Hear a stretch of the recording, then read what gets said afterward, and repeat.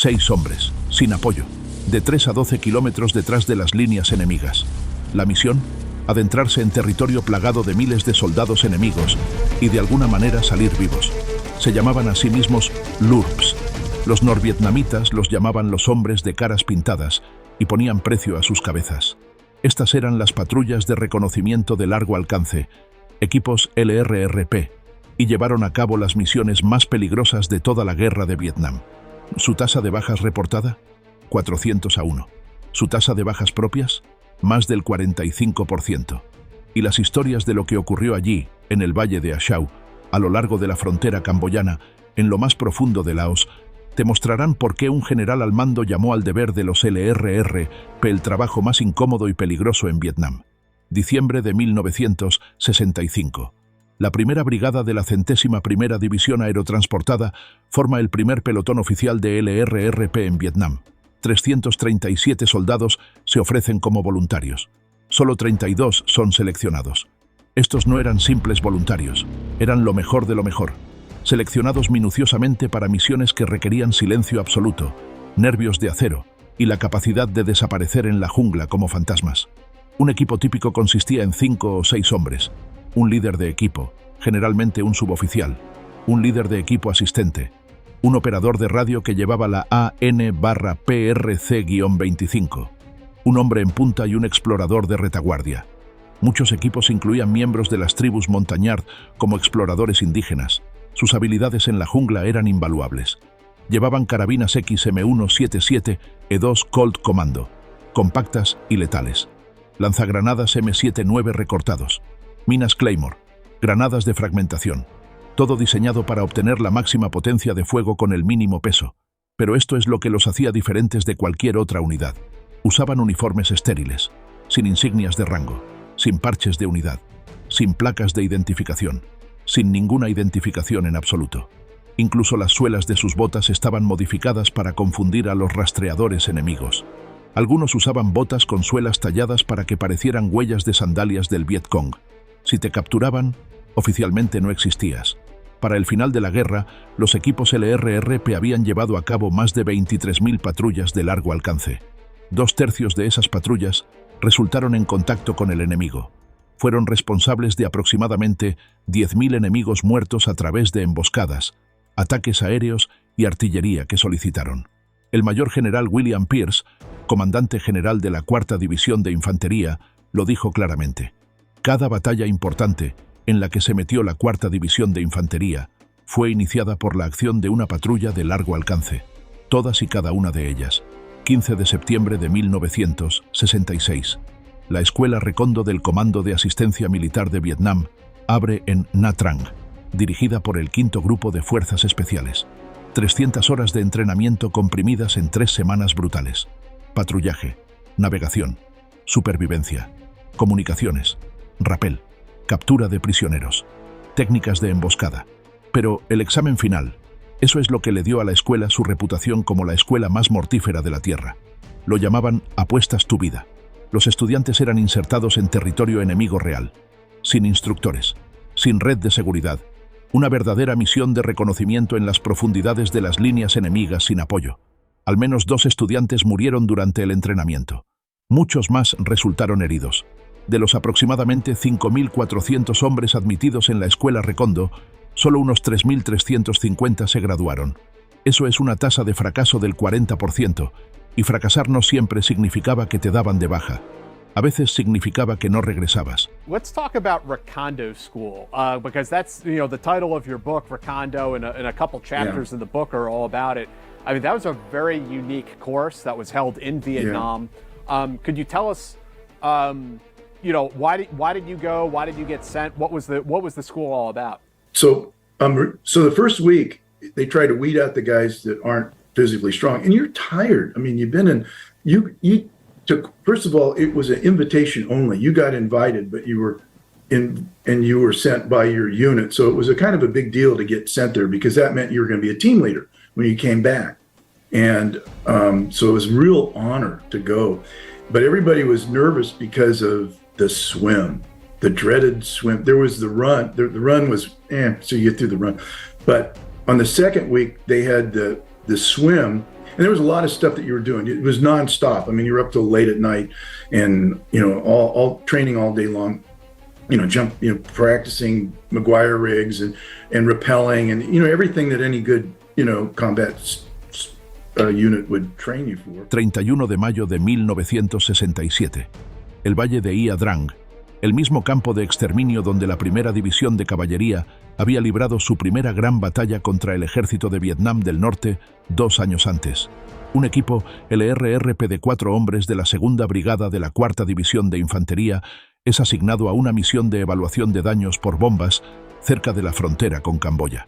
Van a entrar para evaluar las secuelas de un ataque Arc Light con B-52. En el equipo, el sargento Ronald Bonnert, un líder de equipo veterano que está a solo 5 días de regresar a casa. El especialista Danny Harmon, también a punto de terminar su servicio, a días de abandonar Vietnam. El soldado de primera clase James Somers, el operador de radio, totalmente nuevo, nunca antes en una misión LRRP. El procedimiento operativo estándar de la unidad era claro: nunca enviar a soldados que estaban a punto de regresar a casa en misiones peligrosas si se podía evitar. Pero no había nadie más. Los helicópteros de inserción realizan su engaño estándar, aterrizando y despegando en múltiples claros para confundir a los observadores enemigos antes de dejar finalmente atrás a los 4 hombres. Casi de inmediato, las cosas salen mal. El equipo es descubierto. Hay fuerzas enemigas por todas partes. Bonnert pide la extracción por radio, pero el comandante del batallón, escuchando desde una distancia segura, niega la gravedad de la situación. Él retiene los helicópteros. El EVN se acerca. Bonnert solicita ataques de artillería, proyectiles de peligro cercano impactando a solo metros de su propia posición. Es lo único que los mantiene vivos. Cuando finalmente llegan los helicópteros de extracción, el equipo hace una carrera desesperada hacia la zona de aterrizaje. Danny Harmon, el indio Alutiiq de una remota isla cerca de Kodiak, Alaska, que había crecido sin padre, criado por una madre que luchaba con 9 hijos, murió durante la extracción, días antes de que se supusiera que volvería a casa. Esta historia fue documentada por el corresponsal de UPI Joe Galloway, quien había estado en una patrulla con Harmon solo unas semanas antes. Harmon había ayudado a salvar la vida de Galloway. 19 de abril de 1968. El Valle de A Shau, el pedazo de tierra más peligroso de todo Vietnam. El EVN había controlado este valle desde que invadió un campamento de las Fuerzas Especiales allí en 1966. Habían fortificado las montañas circundantes con cañones antiaéreos de 37 milímetros controlados por radar y ametralladoras pesadas de 12,7 milímetros. Los aviones estadounidenses que volaban sobre el A Shau no siempre regresaban. Pero la operación Delaware exigía inteligencia, y eso significaba que alguien tenía que entrar.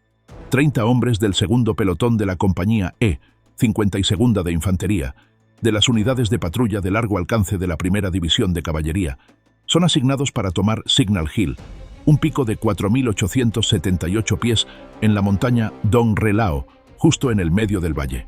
La misión: establecer una estación de retransmisión de radio para que las fuerzas estadounidenses que luchaban detrás de la pared de montañas pudieran comunicarse con el cuartel general en Camp Evans, cerca de la costa. Lo que sigue es una unidad de reconocimiento forzada a una batalla defensiva convencional, algo para lo que los LRRP nunca fueron diseñados. La inserción sale mal desde el principio. Un Huey se estrella en la cima de la montaña. Los francotiradores del EVN abren fuego de inmediato. Durante los siguientes 3 días, del 19 al 21 de abril, los LRRP mantuvieron Signal Hill contra repetidos asaltos enemigos. Solicitan ataques aéreos. Dirigen fuego de artillería. Luchan cuerpo a cuerpo. 4 LRRP mueren: el cabo Dick Turbit, el PFC Bob Noto, el sargento William Lambert y el PFC James McManus. El teniente Joe Dilger recibe un disparo en el pecho. El sargento Curtis pierde un ojo, pero mantienen la colina. Y los ataques aéreos y de artillería matan directamente a más de 800 soldados del EVN durante la operación. 5 de octubre de 1968. 9 hombres del equipo Spike Alabama del Mac Besog son insertados mediante helicópteros H-34 King Bee de Vietnam del Sur en la jungla al suroeste del Valle de A Shau. Están dentro de Laos. Oficialmente, ni siquiera están allí. El especialista Lynn M. Black Jr., operador de radio del equipo, detecta algo aterrador durante la inserción. Una bandera regimental del EUMBN. Una bandera regimental significaba 3.000 o más soldados enemigos. Y se pone peor. Apenas 2 días antes, Black había estado en un vuelo de reconocimiento cuando su aeronave fue alcanzada por fuego antiaéreo de 12,7 milímetros. El copiloto murió en el acto. Su casco, con parte de su cabeza aún dentro, cayó en el regazo de Black. Ahora está en el suelo, rodeado por un regimiento enemigo, viendo a su líder de equipo cometer un error fatal: ordenarles que avancen por un sendero. Un coronel del EUMPN lidera a 50 soldados en una emboscada en forma de L. El hombre en punta muere al instante. El líder del equipo recibe un disparo en la cabeza, muerto, antes de tocar el suelo. Black y un soldado montañard llamado Cowboy Can Doan se hacen cargo de los sobrevivientes, pero más de 100 refuerzos del EVN ya se están acercando. El enemigo pide su rendición en francés, inglés y vietnamita. Helicópteros artillados, Huey de los marines, indicativo Scarface del HML 367, llegan rugiendo. Los F-4 Phantom hacen pasadas cercanas con napalm. Para cuando se extrae a los sobrevivientes, el regimiento del EUMSN ha sufrido un estimado del 90% de bajas. 9 hombres, 7 sobreviviendo después de la emboscada, habían desencadenado la destrucción de casi 2.700 soldados enemigos. La Medalla de Honor, la más alta condecoración militar otorgada por los Estados Unidos. Varios operadores de los LRRP y relacionados la obtuvieron, algunos a título póstumo. El sargento de Estado Mayor Laszlo Ravel, nacido en Budapest en 1937. A los 19 años, luchó en la Revolución Húngara contra los soviéticos. Cuando eso fracasó, escapó a Estados Unidos y se unió al ejército. 13 de noviembre de 1968. Una granada enemiga cae en el perímetro de su equipo. Ravel se lanza sobre ella.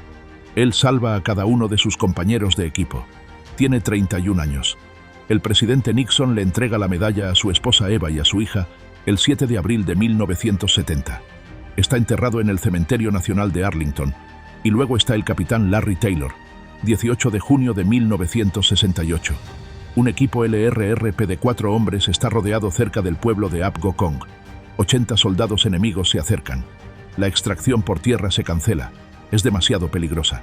Taylor, pilotando un helicóptero de ataque biplaza AH-1 Cobra, toma una decisión que nunca antes se había intentado.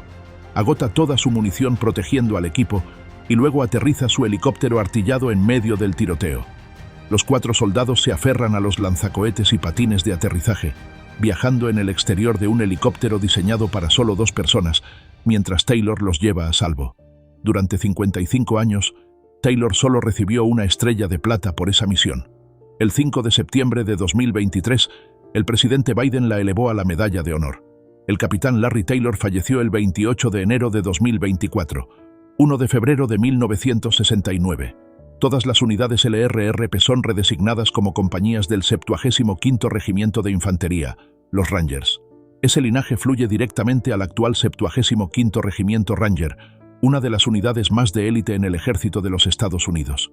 Los hombres que sirvieron como LRRP, los voluntarios que se adentraron en la jungla conociendo las probabilidades, que cargaron con 90 libras de equipo en un calor sofocante, que durmieron en territorio enemigo durante días seguidos, que vieron morir a sus amigos y siguieron adelante. Ellos sentaron las bases. Más de 500 soldados de los LRRP y Rangers murieron en acción durante la Guerra de Vietnam. Miles más resultaron heridos, pero sus misiones, la inteligencia que recopilaron, los movimientos del enemigo que informaron, las emboscadas que desencadenaron, salvaron innumerables vidas estadounidenses. Como todavía dicen los Rangers hoy, los Rangers marcan el camino. Y todo comenzó con 6 hombres adentrándose en la jungla, esperando poder salir de vuelta.